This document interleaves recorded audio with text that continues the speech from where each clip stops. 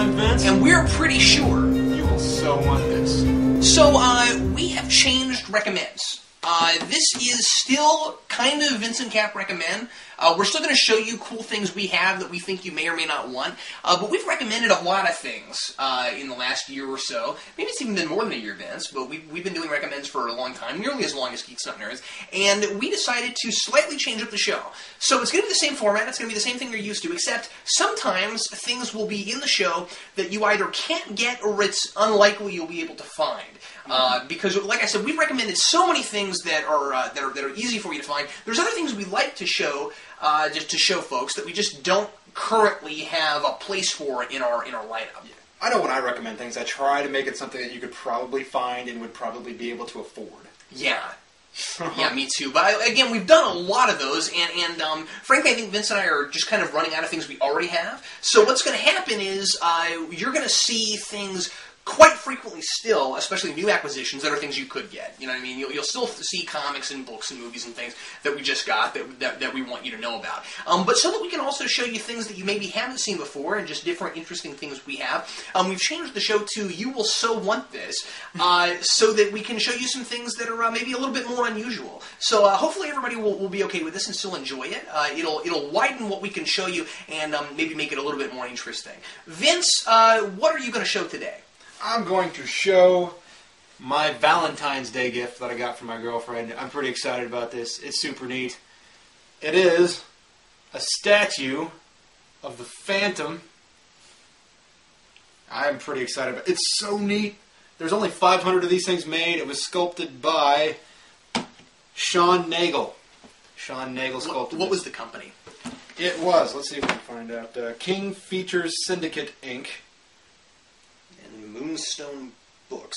Yeah, considering that Moonstone's the one that's publishing the Phantom comics. Okay, or sure. at least they were. Yeah, they still are. They're still publishing stuff. But there's also a Dynamite series out there called The Last Phantom. So nobody owns it? Yeah. I don't know who owns it exactly. I know Condé Nast owns The Shadow, so I'm curious as to who owns this. Yeah. And of course, they just people sell these outsource things. the rights to it to different companies, yeah. Leasing their characters like a car. So I find this neat. I'm going to get a little close. The most intricate thing on this statue is this wolf. And the Phantom is, while cool, seems almost like a ridiculous contrast. Like, this is very, very traditional Fawcett comic book-ish character, and the wolf is like a real wolf. And it's interesting. He's standing on on rubble with a little, what do you call it? With a little skull engraving in it. Detail. Give me there. Yeah, go right ahead. He actually has the two rings, one of which is the one has a skull on it. You can actually see the skull. I was going to comment on that. He's, I don't know why I have a fascination with characters who use twin Colt 45s. I have no idea.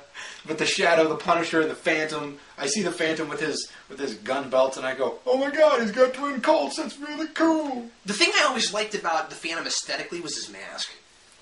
He just has he's got the triangle mask. I always thought that was really cool and like mysterious. You know what's funny about this figure? And my girlfriend pointed that out. We're sitting there having the very intricate dinner that I made her in exchange for this statue. And it took me like 2 weeks to make. It was ridiculous. You make it sound like there was a purchase. Yeah, I know. I'm like, sorry. did you get a receipt?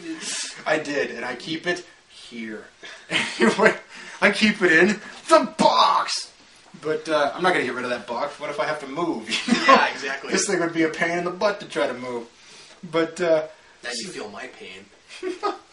But this thing's interesting. The hands are ridiculously intricate. The least intricate thing on this character is the character's face, which is really strange. My girlfriend pointed that out. She said he has woman lips and the mask is painted a little strangely. And I was like, I don't care. It's still pretty cool.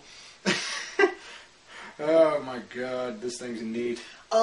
So I don't know older Phantom at all. In fact, my only knowledge of the Phantom is just the film that came out in the 90s. Mm-hmm. And I have never seen the stripy pants.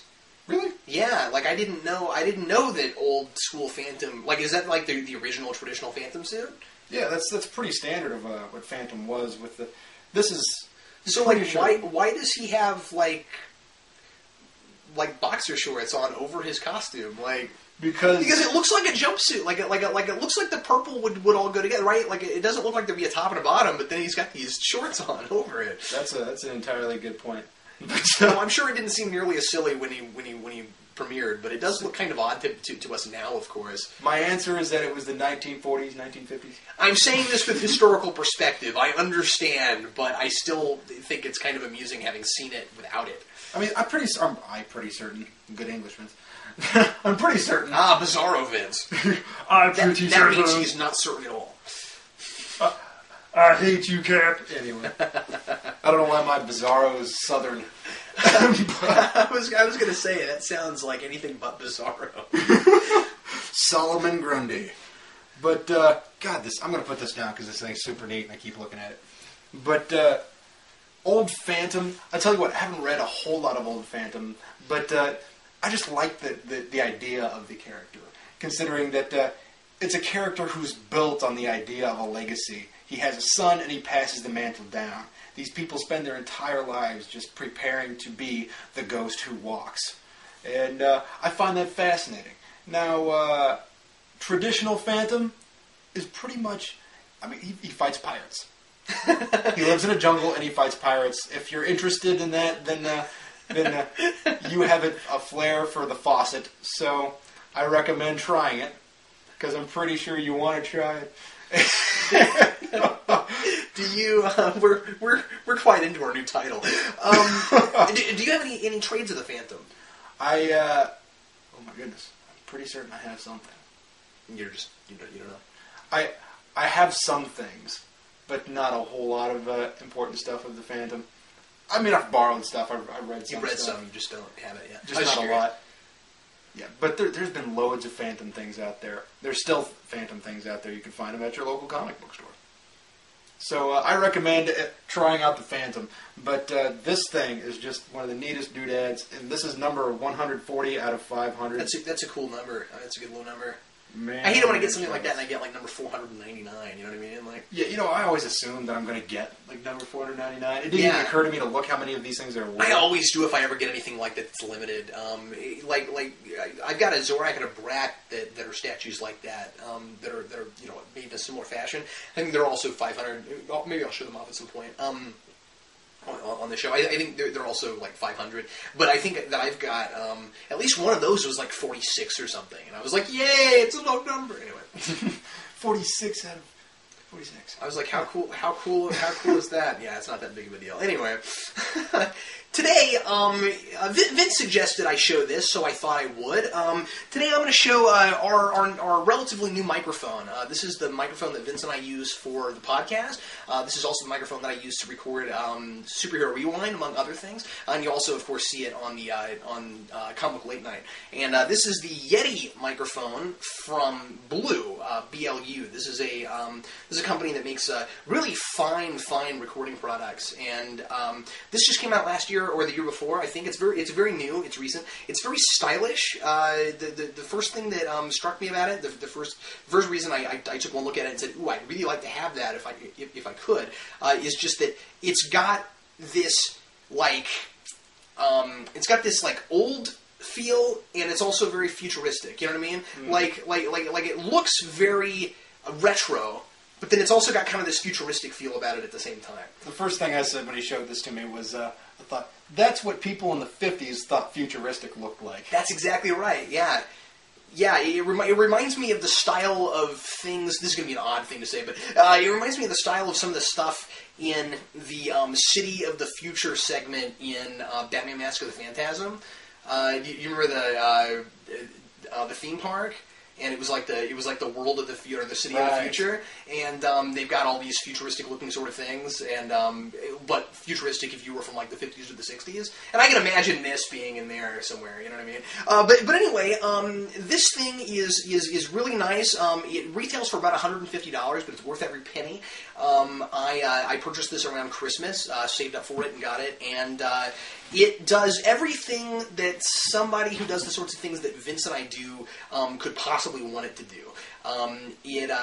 It picks up really great at far range and at close range, and it has different settings depending on like how far you plan to be from it, depending on how many voices you're using. It's good for music. It's good for everything.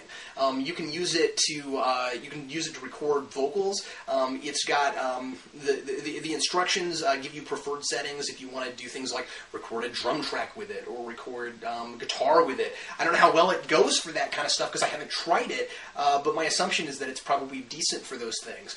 Like I said, of course, I use pretty much the same setting. I just use the omnidirectional one most of the time. You can do like a unidirectional, and you can even do one that's supposed to be for like 2 voices. But we've tried it, and the problem with that is that you get it in 2 different tracks, and it sounds kind of weird because your voice. We did one podcast with it, and Vince's voice was in the left track, and my voice was on the right track, and I didn't like that. So anybody who's listening to our thing in their earphones will sound like they're standing right here. How are you? I'm fine. What's going on? Stuff. Yeah, that's exactly what it was like. It's also, it's very professional quality. If you've heard us use it, I think it sounds great. We've gotten a lot of great comments about it. You stick it is USB. Let me mention that. You can just stick this into your computer with USB and record straight through Audacity or any other recording program you might use. I use it sometimes when I talk to people on Skype, and they're like, "Wow, you sound great." And I'm like, yeah, that's because my microphone's awesome, and not because I have a good voice. It picks up that bass sound really good. It makes me sound really good because I've got such a tenor kind of voice that you hook this thing in and suddenly I sound better. So I like that. You stick like Casey Kasem. You stick a pair of headphones in it, and then you can hear yourself in the microphone, so you can record it, professional type level like that. So anyway, it's really great. I think that's about all I have to say about it.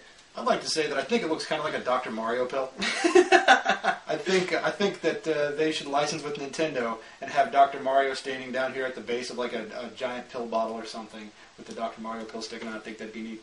Oh yeah, see, I'm always thinking, get on it, Yeti, or whatever company. Well, this is the Yeti, but Blue is who makes it. Get on it, Blue. Quit painting your Yetis other than white, because they're Yetis and they're supposed to. Anyway. But yeah, Vince and I have been at this for a while, and we've been, growing our viewership. So I decided it was about time to try to start upgrading the apparatus a little bit, and that's why I got this. So I've hesitated to talk about it too much here and there because I didn't want to sound like I was bragging, but it really is a great product. And if you are doing anything like the sorts of things we do, if you're doing podcasting or anything like that, and you want eventually professional sounding things, obviously what we do is not 100% professional, but I at least like the sound quality to be as good as I can make it. And so anyway, it's definitely worth saving up for if you have any aspirations of doing anything like a professional quality. Mm-hmm. So anyway, thanks a lot for watching us show stuff off, and we'll have some other things that we're pretty sure you're going to want next time. Thanks again for watching. I'm Captain Logan. And I'm Vince. See you later.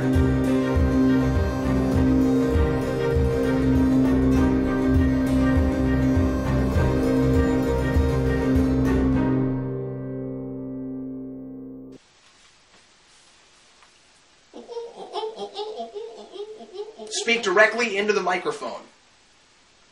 I'm Batman. That wasn't accurate, but it sounded great.